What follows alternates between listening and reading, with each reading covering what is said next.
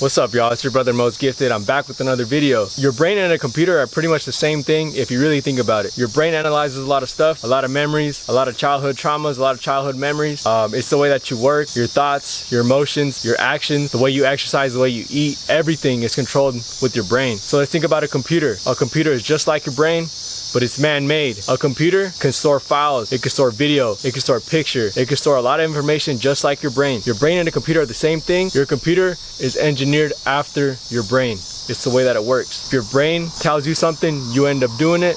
If you tell your computer to function in a certain way, it will do that function for you. So let's think about overloading the system. Your brain can store a lot of memory, but it could also overload itself just like a computer. I remember I was making a video with my MacBook Pro. I just recently bought that and I didn't have a clue about the storage. So I was overloading the computer with too much memory of videos and editing and pictures, all that stuff. And the computer started to overload itself. It stopped working the right way. When a computer stops working the right way, it starts to crash. Certain files can't save themselves. The computer don't run right. It gets real sluggish and slow. It just doesn't perform at the best speed it can perform. And that can be very frustrating. So I was thinking, the brain is the same way. If the brain gets overloaded with too much memory and too much thought, and we don't take the time to write them down, or we don't take the time to think of what they really are, our brain will become slow, our actions become slow, and we don't run right. We start to overload our system, and our brain don't function the same. We can't focus on our tasks anymore. We can't talk right. We can't sleep right. We don't exercise anymore because we're too much in our head, too much in our thoughts. So let's compare a hard drive to a journal. Those both store memory,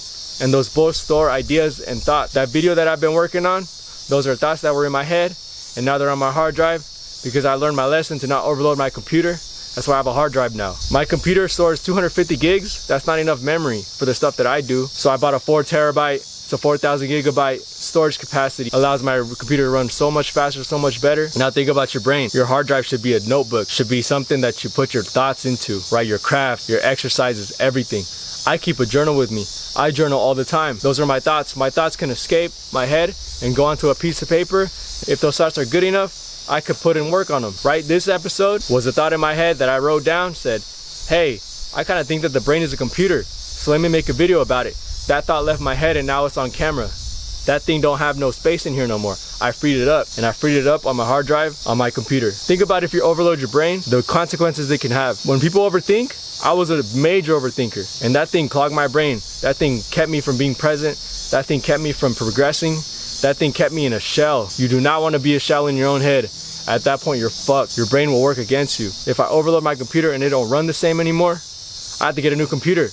Well, if you overload your brain with bad memories, bad thoughts, things that you hold on to from the past, resentment, anger, all that stuff, fear, failure, all that, and you hold on to them, man, I cannot begin to tell you what would happen to your brain and your well-being. You can't have another life. So if you're overloaded the computer, think about what could happen. You could take your own life and you can't get it back. You can overload a computer and get a new one. It's gonna cost you a lot, but think about the message that I'm telling you.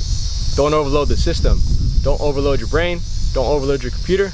They are one and the same. When you're overthinking, write down your thoughts, write poetry, write music, write everything that you think is beneficial for you to write down on a piece of paper, and cross out the things that you can't control. Those things no longer belong in your head, and those things left your brain and now are on a piece of paper that you could throw away. And the good thoughts, those good thoughts are on a piece of paper that you can run with and start doing poetry, music, whatever you feel like. That thought on a piece of paper created the anomalous network. Don't overload the system. You can't get another one. As always, peace, love, light, and positivity.